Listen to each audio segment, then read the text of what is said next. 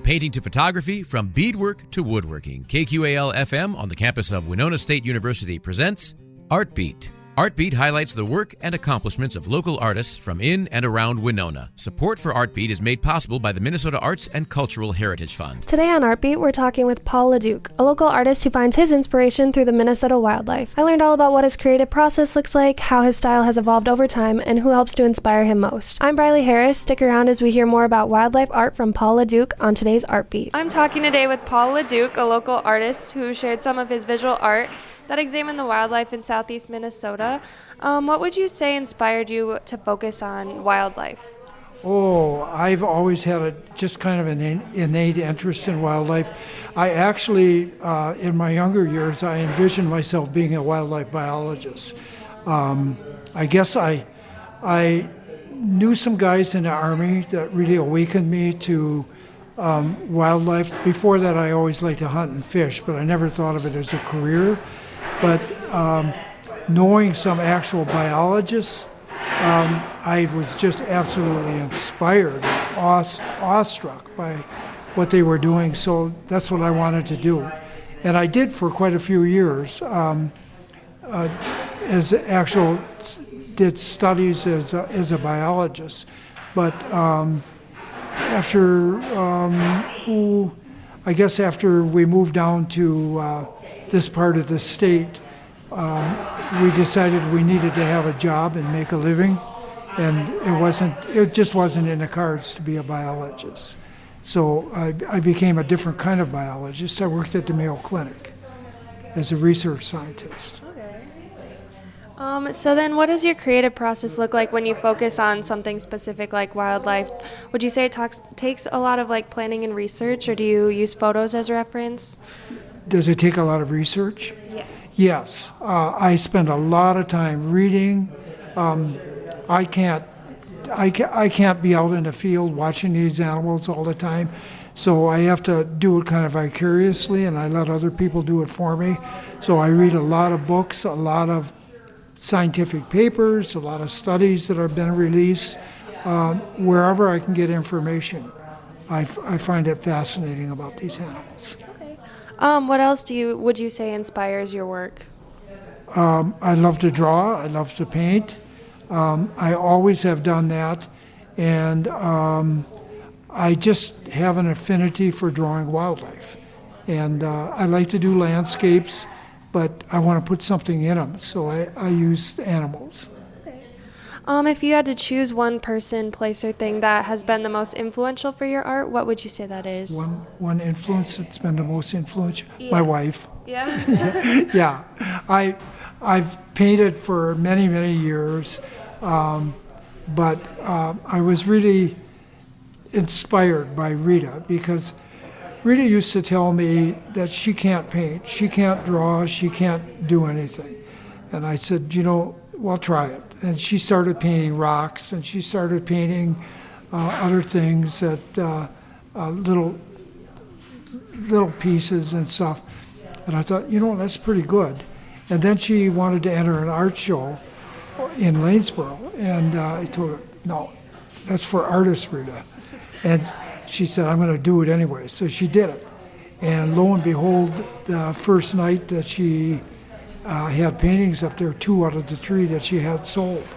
And I thought, wow, that's pretty cool.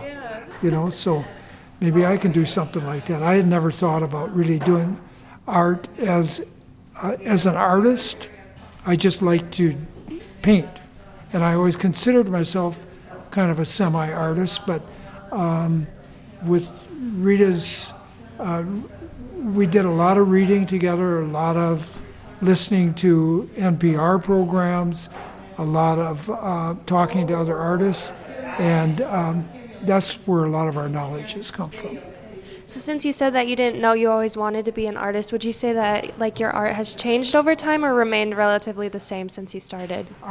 It's changed only in that I become more skilled with colors and with mixing and blending, and I guess it's changed with the technical aspects of it that I've learned.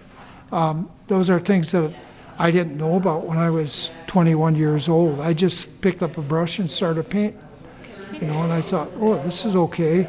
I could stand in front of an easel and look like an artist. That must be being an artist. Right, yeah. Yeah. What do you love most then about sharing your artwork? Talking.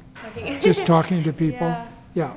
I like to, would people just, I like to have, it's kind of a spiritual thing because it's a communion of spirits. When you share what you're doing with other people, I think it brightens up their lives, it makes life better for them too.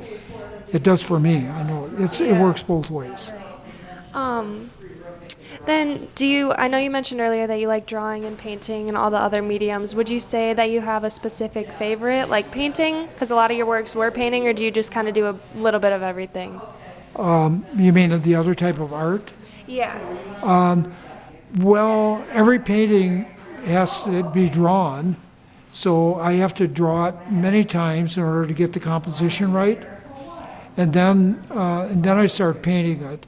But as far as other types of art, sculpture or metalwork or writing, I'm not drawn to that kind of stuff at all. Yeah. Yeah. Okay. What do you think is the best piece of advice that you've been given in relation to what you do? To what I do? Everybody is a little different. So what I tell young people, old people, everybody, I said, everybody is born with some kind of a passion. Everybody is. Follow the passion. Follow whatever it is. Follow that passion. You discover what do you daydream about? What do you think about? What would you like to be? How would you like to do it? Then follow the dream. And when you do that, life is wonderful. It's absolutely fantastic. You don't have to make a lot of money. You can be perfectly happy because you're doing what you came here to Earth to do. I love that. So then where can people go to view or learn more about your art? We're not technically very expertise, so you can't go online. You can go online. Go to the SEMVA Art Gallery, SEMVA, Southeast Minnesota Visual Artists in Rochester. They have a website. It's just called semva.com. And you can find our names listed there, and you can see some of our original artwork. That hasn't been changed for years now, I'm sorry to say. Otherwise, we have things hanging in the gallery. You can go to the Minneapolis Farmers Market because that's our other occupation, is growing fruits and vegetables and flowers. And we sell a lot of art cards at the farmers market, and those art cards all have photographs of our paintings on them. I think those are all the questions that I have, but I want to thank the Winona Public Library for sponsoring this event, but I also want to thank you for taking the time to talk to me and showing all of your artwork tonight. Oh, thank you. Thank you so much. Thanks for interviewing me. I enjoy talking. Yes. Thanks again to Paul LeDuc for joining us today on Artbeat. For more conversations on art, tune into Artbeat Tuesdays at 12:30 right here on 89.5 KQAL. I'm Brylee Harris, and we've just heard about wildlife art and painting from Paul LeDuc on Artbeat. Artbeat is written and produced by KQAL FM on the campus of Winona State University. Visit us on the web at kqal.org.